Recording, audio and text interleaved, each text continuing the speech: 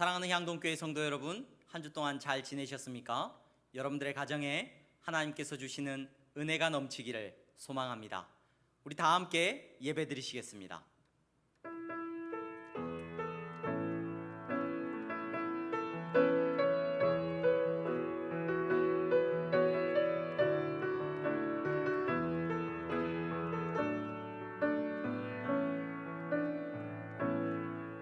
하늘의 문을 여소서, 이곳을 주목하소서. 주를 향한 노래가 꺼지지 않으니 하늘을 열고 보소서. 이곳에 임재하소서. 주님을 기다립니다. 기도의 향기가 하늘에 닿으니 주여 임재하여 주소서. 이곳에 오셔서 이곳에 앉으소서. 이곳에서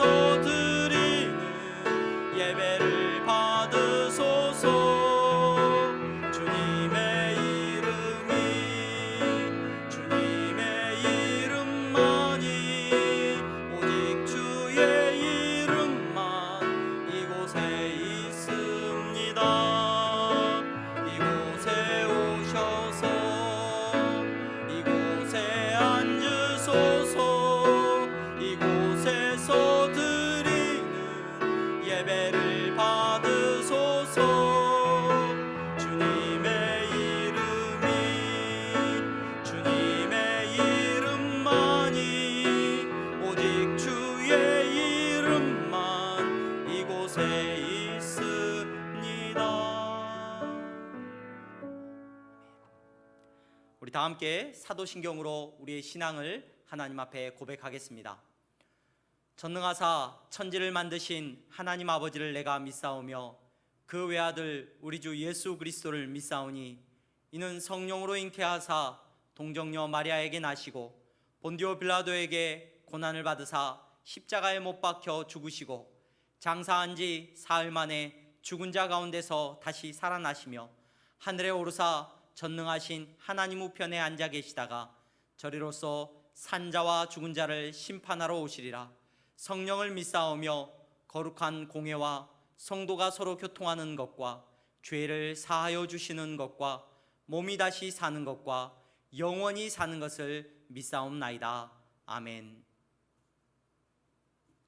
다 함께 찬송가 10장, 찬송가 10장 함께 찬송하시겠습니다. 찬송가 10장입니다.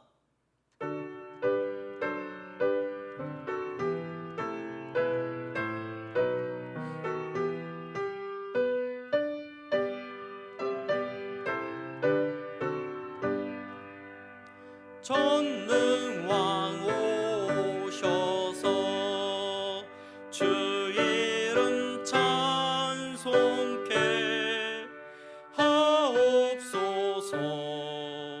영광과 권능의 성부여 오셔서 우리를 다스려 주옵소서. 강생한 성자여 오셔서 기도를 들으소서. 택하신 백성들 복 내려 주시고 거룩한 마음을 주옵소서. 위로의 주 성령 오셔서 큰 증거 주옵소서.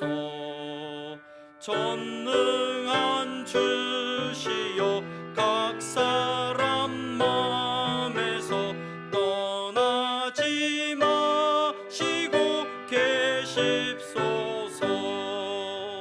성삼일체께 한없는 찬송을 드립니다. 존귀한 주님을 영광 중 배웠고 영원히 모시게 하옵소서. 아멘. 아멘. 오늘 우리에게 주시는 하나님의 말씀은 갈라디아서 5장 13절에서 15절까지의 말씀입니다. 갈라디아서 5장 13절에서 15절까지의 말씀을 우리 함께 읽겠습니다. 형제들아, 너희가 자유를 위하여 부르심을 입었으나 그러나 그 자유로 육체의 기회를 삼지 말고 오직 사랑으로 서로 종노릇하라. 온 율법은 내 이웃 사랑하기를 내 자신같이 하라 하신 한 말씀에서 이루어졌나니 만일 서로 물고 먹으면 피차 멸망할까 조심하라. 아멘. 아멘. 교회 소식을 먼저 전하겠습니다. 여러분, 향동교회는 발표된 정부의 방침에 따라서 모든 현장 예배를 잠정 중단했습니다. 새벽 예배와 수요 예배, 금요 기도회를 여러분들의 가정에서 개인 경건의 시간으로 드리시기를 바랍니다. 그리고 주일 예배는 이렇게 인터넷으로 우리가 하나님 앞에 함께 한 마음으로 예배를 드립니다. 교회 홈페이지에 접속하시거나 유튜브에서 향동교회를 검색하셔서 접속하셔서 예배 드리시면 됩니다. 주일 오전 예배는 10시부터 드릴 수 있습니다. 주일 10시부터 여러분들께서 참여하실 수 있습니다. 우리가 이렇게 떨어져 있는 시간 동안 또 갈라디아서의 말씀을 계속해서 살피면서 갈라디아서 필사를 통해서 서로 은혜를 나누고 있습니다. 갈라디아서 말씀을 여러분 은혜 가운데서 잘 기록하셨다가 우리가 함께 만날 때 서로 그 은혜를 나눌 수 있기를 바랍니다. 또 특별히 여러분들의 가정에서 지내시면서 기도의 제목들을 기록하셔서 저에게 보내주시면 감사하겠습니다. 제가 함께 예배할 수 없는 시간 동안에 교회에서 여러분들의 가정을 위하여 또 여러분들을 위하여서 함께 기도하도록 하겠습니다. 특별히 여러분들께서도 나라와 교회와 가정을 위해서 많이 기도하는 시간을 가질 수 있기를 바랍니다. 오늘 갈라디아서 5장 13절에서 15절까지의 말씀을 통하여서 오직 사랑으로 서로 종노릇하라 라는 제목의 말씀을 잠시 여러분들과 나누겠습니다.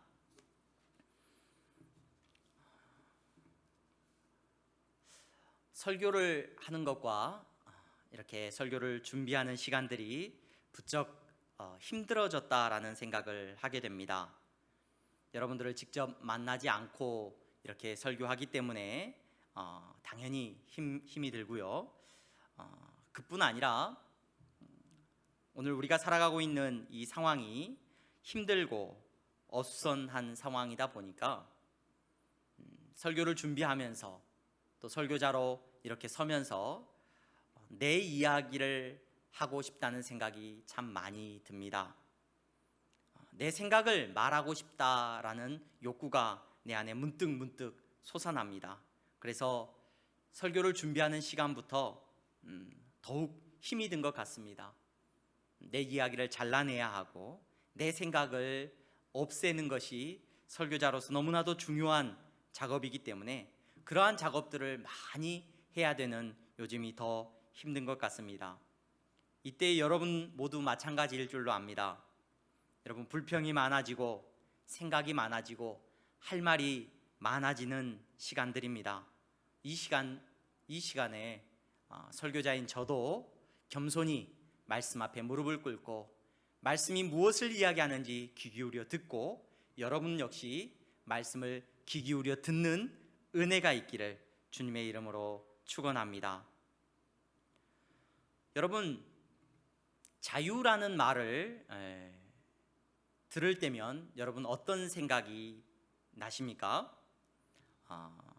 어린 시절 저는 TV에 사는 영화를 보는 것을 참 좋아했습니다. 요즘처럼 자유롭게 보고 싶을 때 영화를 볼 수 있는 시절이 아니었기 때문에 텔레비전에서 주말에 또는 주일날 이렇게 영화를 상영을 할 때마다 그 영화가 참 많이 보고 싶었습니다. 하지만 그 영화를 상영하는 시간이 거의 제가 볼 수 없는 시간대에 상영을 많이 했기 때문에 아쉬운 점이 참 많았는데, 어쩌다 아버지하고 함께 서부 영화나 또는 전쟁 영화 이런 것들을 한편 보게 되면 얼마나 행복했는지 모릅니다. 그러면서 빨리 어른이 되면 이제 내 마음대로 영화를 볼 수 있으면 좋겠다, 빨리 어른이 돼서 영화를 그렇게 내 마음대로 볼 수 있으면 좋겠다라는 생각을 종종 하고 했습니다. 저는 그때에 자유라는 단어를 처음 진지하게 고민하고 생각했던 것 같습니다. 학교에서 수업 시간이나 다른 시간에 자유를 진지하게 고민했던 것이 아니라, 저는 내가 빨리 커서 어른이 되면 내 마음대로 TV를 볼 거야, 내 마음대로 영화를 볼 거야, 이런 생각을 하면서 자유에 대한 생각을 해본 기억이 납니다.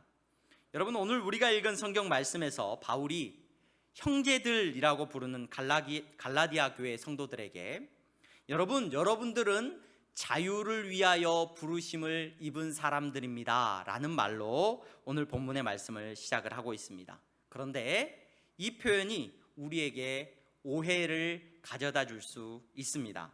앞서 제가 어린 시절에 자유를 생각을 하면은 내 마음대로 할 수 있는 그런 것, 내 마음대로 해도 되는 어떤 것을 생각했던 것처럼, 이 말씀을 보면서 갈라디아 교회 성도들을 향하여 바울이 하고 있는 이 메시지가 여러분들은 자유를 위하여 부르심을 입었습니다, 이 메시지를 이제 여러분들은 여러분 마음대로 하고 살아도 되는 자유, 그러한 자유로 초대를 받은 사람들입니다 라고 이해를 할 수 있다는 말입니다. 여러분, 성경을 그렇게 이해하게 되시면 여러분 큰 오해가 생기죠. 그리고 오해가 생길 뿐만 아니라 여러분, 성경이 거짓말하는 것처럼 느껴지게 됩니다. 왜 그렇습니까? 실제로 예수님을 믿게 된 갈라디아 교회 성도들이 자신들의 마음대로 성도가 되었다고 마음대로 하면서 살 수 있었습니까? 전혀 그렇지 않았다는 것을 우리는 잘 알지 않습니까? 여러분, 그렇다면 오늘 우리가 보고 있는 갈라디아 교회 성도들을 향하여서 바울이 말하고 있는 여러분들은 자유를 위하여 부르심을 입었습니다 라는 이 표현을 어떤 식으로 이해를 하는 것이 좋을까요? 여러분, 이 표현을 우리가 이 표현에 대해서 쉬운 성경을 잠시 살펴보면 쉬운 성경에서는 이렇게 번역을 하고 있습니다. 형제들이여, 하나님께서 여러분을 자유인이 되게 하셨습니다. 여러분들을 자유로 부르셨습니다가 아니라 여러분들을 자유인이 되게 하셨습니다 라는 말로 표현을 하고 있는 것을 보게 됩니다. 저는 이 표현이 오늘 우리가 읽은 이 본문의 내용을 보다 정확하게 설명해 주고 있다는 생각을 가지게 됩니다. 여러분, 본문에 기록된 자유의 의미는, 그 자유는 내 마음대로 하는 자유가 아니라 신분적인 의미에서의 자유입니다. 신분적인 의미에서의 자유, 곧 다른 표현으로 하자면 자유인이 되게 하셨다는 의미가 강합니다. 예수님을 믿고 성도가 되고 하나님 나라의 백성이 되었는데, 그 성도가 되고 하나님 나라의 백성이 된 사람들은 내 마음대로 해도 됩니다가 아니라 그 신분이 자유인이 된 것입니다 라고 말해주고 있다는 겁니다. 여러분, 우리는 자유인이라는 말을 이해하고 느끼기가 매우 어렵지요. 오늘을 살아가는 저와 여러분들의 세상에서는 자유인과 그렇지 않은 사람에 대해서 우리가 쉽게 말하지 않기 때문에 그럴 것입니다. 로마법 수업이라는 책을 제가 읽었는데요, 그 책은 한동일이라는 분이 쓴 책이었습니다. 이분은 동아시아 최초로 바티칸 대법원 로타 로마나의 변호사가 되신 분이셨는데, 이분이 한국과 로마를 오가면서 또 이탈리아의 법무법인에서 일을 하다가 서강대에서 라틴어 수업을 하셨어요. 그래서 라틴어 수업을 하시고 그 수업의 내용을 책으로 낸 책이 라틴어 수업이라는 책이었어요. 이 책이 굉장히 베스트셀러가 되고 사람들에게 많이 읽혔죠. 그 책을 읽고 또 얼마 뒤에 작년에 이 로마법 수업이라는 책이 또 발간이 됐습니다. 이분이 연세대학교 법무대학원에서 로마법 수업이라는 로마법 수업을 강의를 하셨는데, 그 강의 내용을 책으로 만든 것 같았습니다. 그 책의 내용은 로마의 역사와 사회 문화에 대해서 아주 해박한 지식을 가지고 있는 저자가 로마의 상황과 오늘을 살아가는 우리들에게 던져주고 있는 여러 메시지들을 기록해 놓은 책들이었습니다. 로마법 수업이라는 그 책을 제가 읽으면서 서론을 읽고 첫 장을 첫 그 장의 제목을 제가 봤을 때 그 첫 장의 제목이 굉장히 도전적으로 다가왔는데, 그 첫 장의 제목이 뭐였냐면 당신은 자유인입니까? 노예입니까? 라는 제목이었습니다. 여러분, 그러면서 그 저자는 로마 시대, 로마라고 하는 사회가 이 질문을 매우 의미 있게 질문을 했습니다. 항상 이 질문이 가장 먼저 선행되어졌고 이 질문을 통해서 그 사람의 신분이 밝혀졌습니다 라는 글을 제가 그 책을 통해서 볼 수가 있었습니다. 여러분, 너무 중요한 질문이었다는 거예요. 당신은 자유인입니까? 노예입니까? 실제로 로마법은 로마인들이 가지고 있었던 로마의 법은 사람을 자유인과 노예, 이 두 부류로 나누었고, 노예는 인간으로서, 인격을 가진 인간으로서 절대 취급되지 못했고 마치 재산처럼, 물건처럼 취급당했다는 것에 대해서 우리는 부인할 수 없고 또 그 책을 통해서 우리가 알 수 있습니다. 여러분, 그러므로 로마 시대, 그 시대에 살았던 사람들에게 자유인으로 살아간다는 것은 너무나도 중요하고 너무나도 의미 있는 일이었어요. 여러분, 바울이 바로 이런 배경 속에서 갈라디아 교회 성도들에게 지금 편지를 적고 글을 적고 메시지를 전하면서 여러분들은 하나님 나라의 자유인이 되었습니다, 하나님 나라의 자유인입니다 라는 메시지를 던지고 있는 것입니다. 이것은 여러분 놀라운 선포입니다. 엄청난 은혜입니다. 물론 그들의 삶은 여전히 노예로서 살아가야 했고 또 종으로서 살아가야 했을지 모릅니다. 인격을 가지지 못한 정말로 사람이 아닌 사람으로 취급받으며 살아야 했을지 모릅니다. 하지만 예수 그리스도 안에서 예수님을 만나고 그들이 예수님을 믿고 구원받은 백성이 된 이후로 그들은 하나님 나라의 자유인이 된 겁니다. 바로 이 사실을 바울이 선포하고 있는 거예요. 로마법 수업이라고 하는 그 책에서 저자는 오늘날 우리의 모습을 빗대어서 설명을 하고 있습니다. 우리도 그 시대에 자유인으로 살았던 사람처럼 살지 못하는 노예처럼 살았던 삶의 모습이 우리 안에 있습니다. 우리도 그러한 모습을 가지고 있습니다 라고 문제 제기를 합니다. 그러면서 그러한 어떤 나누어짐을 무엇으로 나누느냐, 돈이나 어떤 실력이나 사회적인 어떤 명망, 이런 것들로 사람이 인격으로서 대접받지 못하는 어떤 상황에 대해서 이야기하는 것을 볼 수가 있었습니다. 이런 질문들을 우리는 쉽게 한다는 거예요. 당신은 정규직입니까? 비정규직입니까? 당신은 전임 교수입니까? 시간 강사입니까? 당신은 서울 캠퍼스 학생입니까? 지방의 캠퍼스에 다니는 학생입니까? 당신이 살고 있는 집은 전세입니까? 아니면 자가주택입니까? 여러분, 그러면서 저와 여러분들은 인격을 가진 인간으로서의 삶이 아니라 그러한 것들에 휘둘리는 인간으로서, 자유인으로서의 살지 못하는 삶의 모습을 그 책의 저자가 지적해 놓는 것을 볼 수가 있었습니다. 여러분, 이 시간에 가정에서 예배드리는 여러분들은 예수님 믿는 것, 예수님 믿고 하나님의 자녀가 된 것에 특권이 어디 있느냐고 누군가가 질문한다면 무엇이라고 답하시겠습니까? 저는 여러분들이 주저하지 않고 나는 자유인이 되었습니다. 나는 하나님 나라의 백성이고 하나님 나라의 자녀가 되었습니다.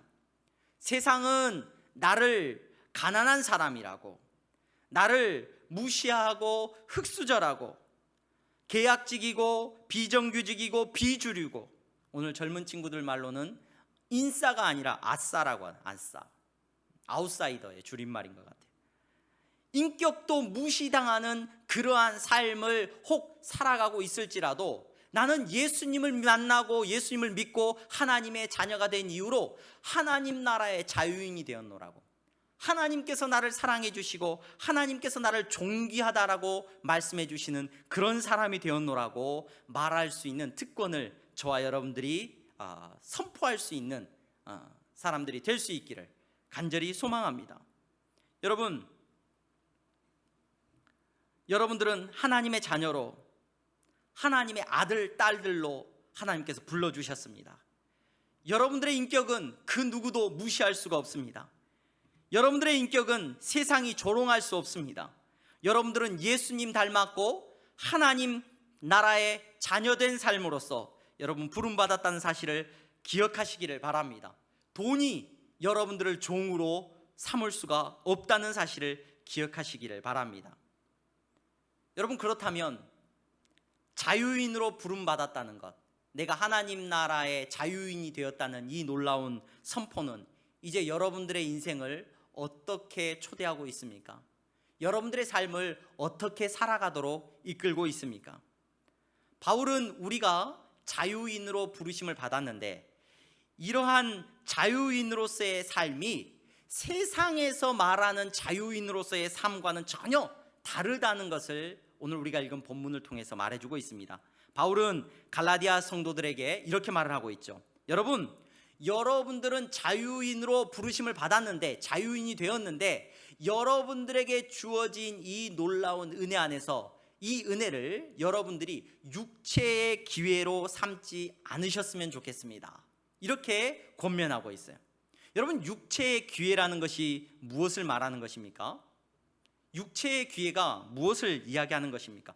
마음대로 죄 짓고 사는 기회, 내 육체적인 어떤 쾌락을 추구하는 기회, 그냥 단순히 쉽게 그렇게 생각할 수도 있을지 모르겠습니다. 하지만 조금 더 깊게, 조금 더 넓게 저와 여러분들이 이 육체의 기회라는 단어를 묵상해 볼 필요가 있습니다. 여러분, 바울이 살았던 그 당시의 사회를 조금 우리가 살펴볼 필요가 있습니다. 이 단어의 배경을 살펴보려면요, 여러분, 로마 사회에서 자유인이 된다는 것, 바울이 살았던 그 당대의 삶 속에서 자유인이 된다는 것은 놀라운 일이었죠. 그것은 드디어 이제 사람이 되는 것이고 인격을 가진, 존중받는 어떤 한 인격체가 된다는 일이었습니다. 그런데 자유인이 되고 나면, 아니 원래 자유인이었던 사람이나 또는 자유인이 되고 나면 사람들은, 그 시대 사람들은 모두가 공통적으로 원하는 것이 있었습니다. 그 원하는 것이 무엇이었느냐? 신분 상승의 야망이었어요. 신분 상승을 모든 사람이 다 원했습니다. 자유인들이 가장 먼저 원했던 신분의 상승은 뭐였냐면 로마의 시민권을 갖는 거예요. 로마의 시민권을 갖는 이 신분의 상승을 먼저 원했습니다. 로마의 시민권을 가지게 되면 어떤 권리가 그들에게 주어지냐면, 그들은 투표할 수 있고, 또 정치에 참여할 수 있고, 사업을 할 수 있고, 또 결혼을 할 수 있고, 결혼을 해서 가장으로서 가정을 꾸릴 수 있고, 또 마음대로 이주를 할 수 있는, 이사를 할 수 있는 여러 권리들을 누리게 돼요. 그러한 신분적인 어떤 지위와 권리를 얻기 위해서 사람들은 로마의 시민권을 그렇게 얻기를 원했습니다. 로마의 시민권을 얻은 사람들은 이제 무엇을 소망합니까? 이제 더 높은 자리에 더 많은 부를 얻기를 소망을 했습니다. 장사를 하든지 사업을 하든지 부를 얻고 명성을 얻어서 정치인이 되고 남들보다 높아지는 일에 관심이 많았습니다. 그래서 점차 남들보다 높은 자리에 올라가는 것이 그 시대를 살았던 모든 사람들의 야망이었고, 그 사람들이 원하는, 자유인들이 원하는 일이었습니다. 그리고 결국 어디를 올라가는 것이 그 사람들의 최종적인 목표입니까? 목표가 될 수 있습니까? 바로 황제가 되는 거죠. 황제. 모든 사람 위에 군림하는, 신처럼 군림할 수 있는 황제가 되는 것이 그 사람들의 꿈이었습니다. 여러분, 바울은 우리가 자유인으로 부르심을 받았다라고 말을 합니다. 그런데 그 자유인이 된 것으로 육체의 기회를 삼지 마십시오, 이렇게 말을 합니다. 왜냐하면 이 육체의 기회를 삼는 것은 세상의 사람들이 마치 황제가 되고자 하는, 황제를 꿈꾸는 기회로 삼았던 것처럼, 여러분, 세상에서 세상 사람들이 자유인으로서 얻고자 하는 야망이었고, 그것이 육체의 기회, 곧 그들이 원하는 것들이었기 때문에 그렇습니다. 예수님 믿고 하나님의 자녀가 되고 이제 하나님 나라의 백성의 놀라운 은혜를 입은 자유인이 되었는데, 여러분, 똑같이 세상 사람들이 원하는 육체의 기회, 그들이 원하는 높아지고자 하는 그러한 열망으로 여러분들의 놀라운 특권을 사용하지 마십시오, 바울이 지금 권면을 하고 있는 겁니다.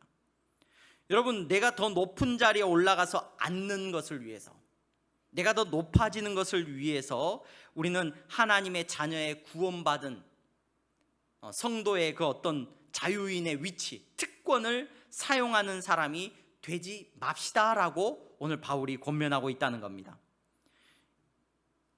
여러분, 이 본문의 내용을 저와 여러분들이 깊이 묵상할 필요가 있습니다.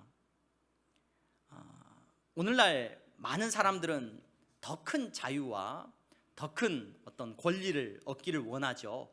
그 시대 사람들뿐만 아니라 백화점에 가면 VIP 회원, 나 정도 레벨이면 차를 주차하는 것도 VIP 주차 공간에 주차를 할 수 있고, 또 다른 사람들은 줄을 서서 기다리지만 나는 줄 서지 않고 들어갈 수 있는 특권을 누릴 수 있고, 여러 사람들이 자유를 누리고 특권을 누리기를 간절히 원합니다.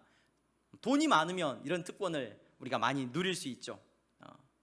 그런데 여러분, 예수님을 믿고 하나님의 자녀가 된 성도들, 하나님의 자녀가 되어서 하나님 나라의 자유인이 된 성도들, 돈이 많아서 여러분 자유인이 된 것이 아니라 하나님의 은혜로 예수 그리스도를 믿는 믿음으로 우리가 자유인이 되었는데, 마음껏 자유를 누릴 수 있는 자유인이 되었는데, 여러분, 그분과 교제하고 하나님께서 내 기도를 들어주시는 놀라운 특권을 누리는 사람이 되었는데, 이제 그 특권을 우리도 세상의 사람들이 원하는 자유처럼, 세상의 사람들이 원하는 육체의 기회를 얻는 것처럼, 우리들도 그러한 육체의 기회를 얻는 일에 우리의 관심이 가 있으면 안 된다는 것을 오늘 바울이 전하고 있다는 겁니다.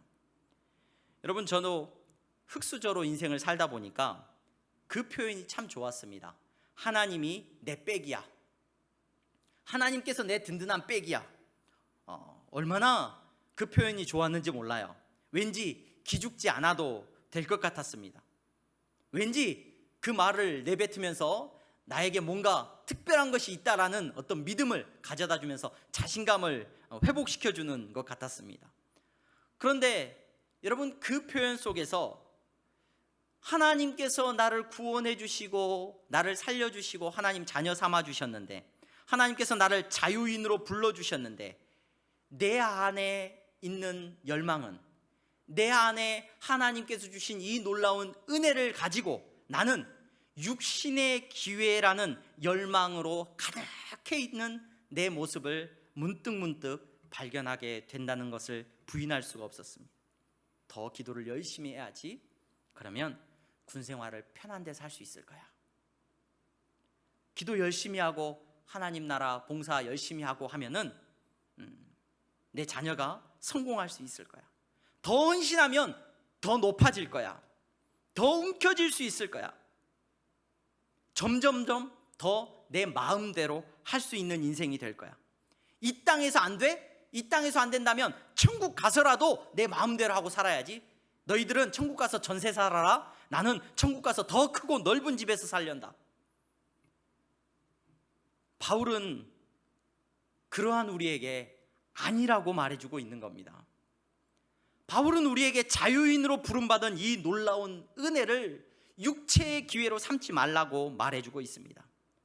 육체의 기회는 여러분 하나님의 뜻이 아니라 내 뜻대로 살아가는 것을 말합니다. 육체의 기회는 하나님의 뜻과는 반대되는 개념입니다. 하나님의 자녀로 부르심을 받은 저와 여러분들은, 이제 하나님 나라의 자유인으로 부르심을 받은 저와 여러분들은 하나님의 뜻대로 살아야 될 줄로 믿습니다. 하나님의 뜻은 무엇입니까? 바울이 분명히 오늘 우리가 읽은 본문의 말씀을 통해서 말해주고 있습니다. 구약의 율법에서 나타난 하나님의 뜻이 무엇입니까? 신약에서 예수 그리스도를 통하여서 나타난 하나님의 뜻은 무엇입니까?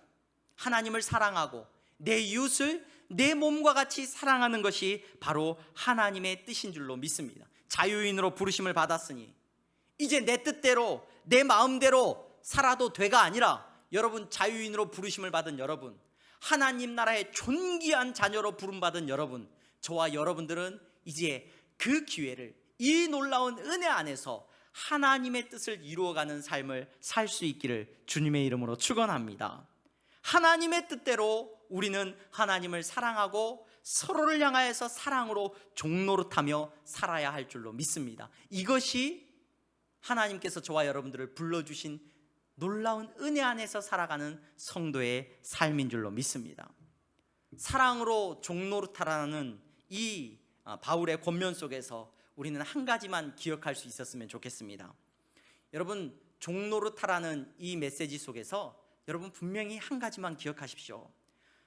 마땅히 누릴 수 있는 특권, 종이 된다는 것, 사랑으로 우리가 누군가에게 종노릇한다는 것은 내가 마땅히 누릴 수 있는 특권을 여러분 내려놓는 것을 말합니다. 종은 권리가 없습니다. 종은 내 것이라고 말할 권리가 아무것도 없습니다.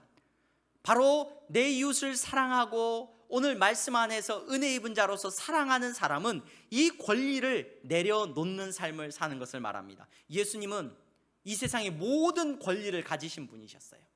만왕의 왕이시고 만유의 주인이 되시는 분이셨습니다. 그런데 그분께서 사랑으로 종노릇 하셨습니다. 마땅히 자신이 받아야 할 모든 영광과 모든 찬양을 하나님 앞에서 예수님은 내려놓으셨습니다. 성도는, 부르심 받은 성도는, 하나님 나라의 백성이 된 성도는 무엇을 자랑할 수 있느냐?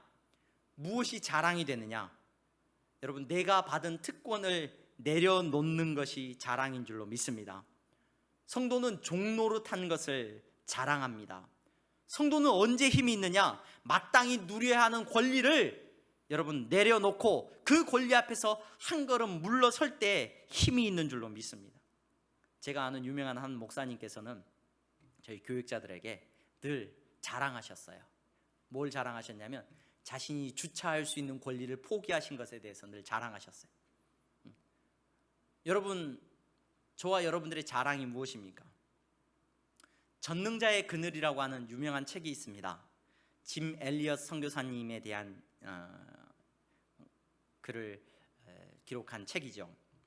짐 엘리엇 선교사님에 대해서는 여러분 한 번쯤은 들어보셨을 겁니다. 1956년 에콰도르의 다른 4명의 선교사님과 함께 그 에콰도르 땅에 마지막 살인 부족 아우카 인디언 부족에게 선교하기 위해서 가셨다가 그곳에서 다른 선교사님 4분과 함께 순교하신 선교사님이십니다. 창에 찔려서 돌아가셨죠. 그런데 여러분, 그 사실을 아십니까? 그 선교사님들이 그곳에 가면서 호주머니에 총을 가지고 갔다는 것, 그들의 품에 총을 지니고 갔다는 걸 아십니까? 그들의 품에는 창과 맞서 싸울 수 있는 총이 있었습니다. 물론 이 총을 가지고 갔던 것은 위험한 짐승들로부터 본인들을 지키기 위해서 총을 소지했죠. 하지만 자기를 위협하는 인디언들 앞에서 그들은 자신들의 총을 꺼낼 수 있음에도, 그것이 마땅한 권리임에도 그 총을 꺼내지 않았다는 사실을 여러분 아십니까?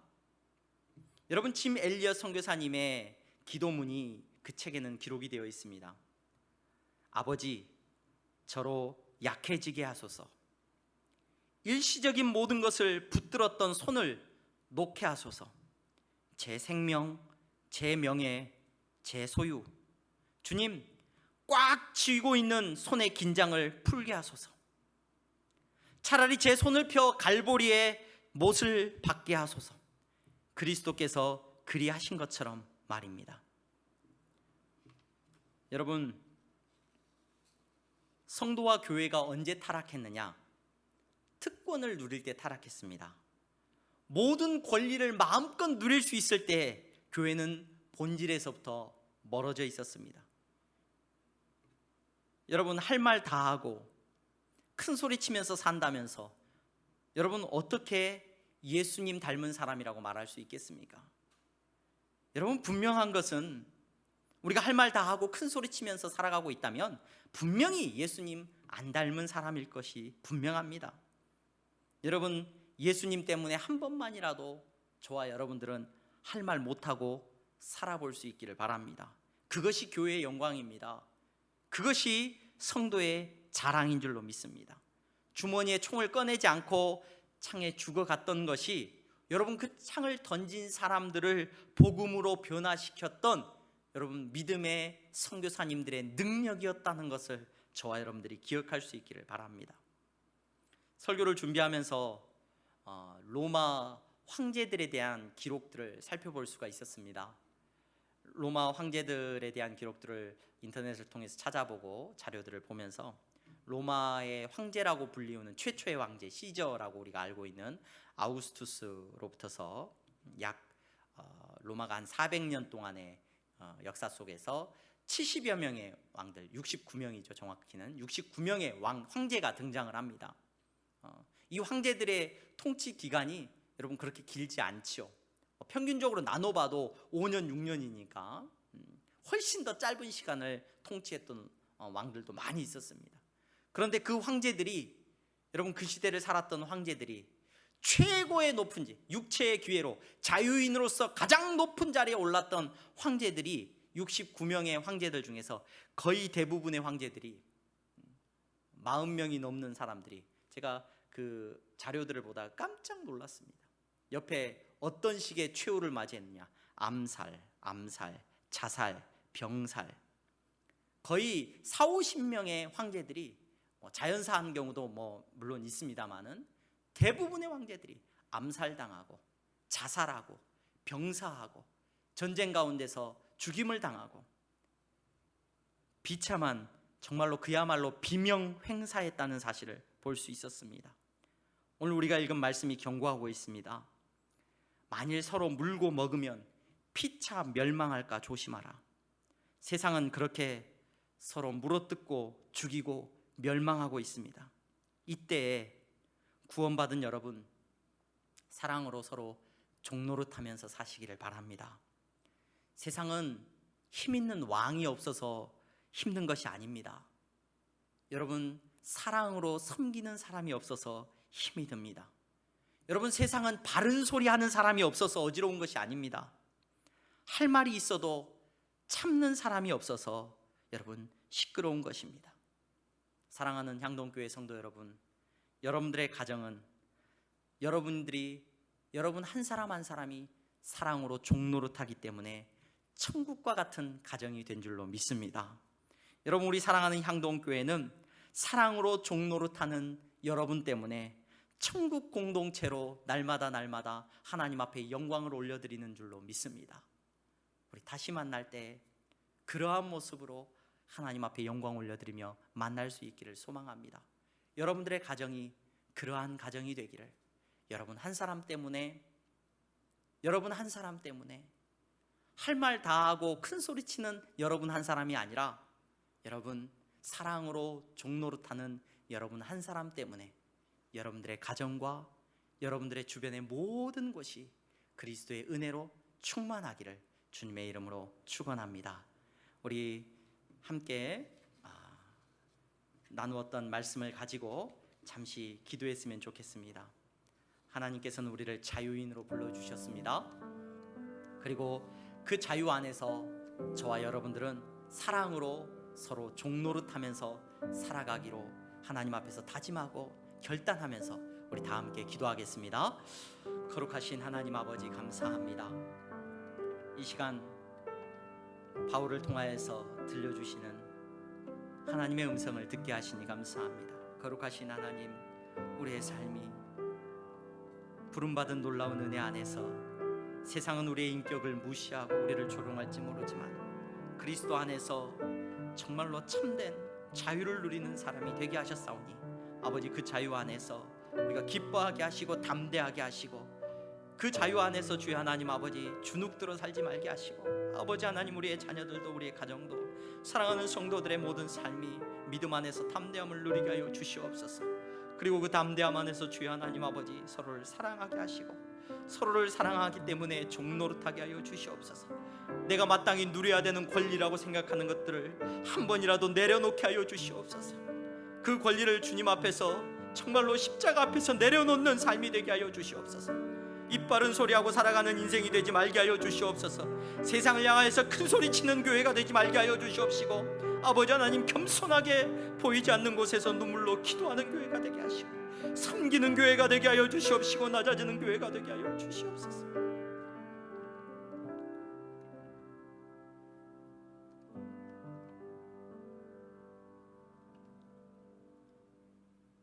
거룩하신 하나님, 사랑하는 성도들, 한 주 동안도 은혜 가운데서 지켜주신 줄로 믿습니다. 오늘도 말씀 앞에서 겸손하게 무릎 꿇고 예배드리는 저들의 가정에 하나님 큰 은혜를 내려주시기를 소망합니다. 하나님, 저들이 삶의 여러 상황 때문에 슬퍼하지 말게 하시고 낙담하지 말게 하여 주시옵소서. 그리스도 안에서 담대함을 누리게 하여 주시옵시고, 어떤 형편 속에서도 저들이 감사하고 찬양하며 살아가게 하여 주시옵소서. 그리고 세상을 향하여 사랑으로 섬기게 하여 주시고, 저들이 세상을 향하여서 주여 큰 소리 치는 사람들이 아니라 세상을 끌어안고 눈물로 기도하는 저들의 가정이 그리하여서 저들 한 사람 때문에 은혜의 가정이 되게 하시고, 저들이 거하는 모든 곳이 그리스도의 사랑이 충만한 곳이 될 수 있도록 축복하여 주시옵소서. 한 주 동안도 하나님께서 큰 은혜 가운데 사랑하는 성도들의 가정을 지켜주실 줄로 믿사오며 예수 그리스도의 이름으로 기도하옵나이다. 아멘. 우리 다 함께 찬송가 406장 함께 찬송하시겠습니다.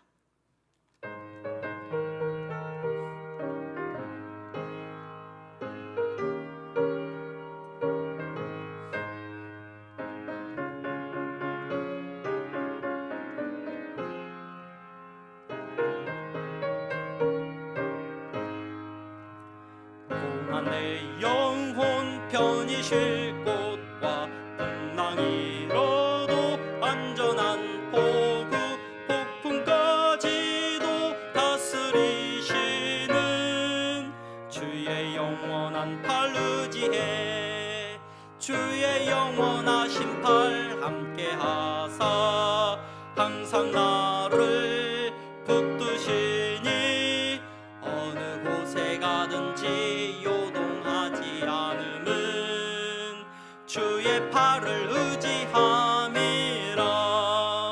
세상 친구들 나를 버려도 예수를 함께 동행함으로 주의 은혜가 충만하리니 주의 영원한 팔 의지해 주의 영원하신 팔 함께 하사 항상 나를 붙드시니 어느 곳에 가든지 요동하지 않음은 주의 팔을 의지함이라. 나의 믿음이 연약해져도 미리 예비한 힘을 주시며 위태할 때도 안보하시는 주의 영원한 팔 의지해 주의 영원하신 팔 함께 하사 항상 나를 붙드시니 어느 곳에 가든지 요동하지 않음은 주의 팔을 의지함이라. 능치 못한 것 주께 없으니 나의 일생을 주께 맡기면 나의 모든 짐 대신 지시는 주의 영원한 팔 의지해 팔 함께 하사 항상 나를 붙드시니 어느 곳에 가든지 요동하지 않음은 주의 팔을 의지함이라. 아멘. 기도하시겠습니다.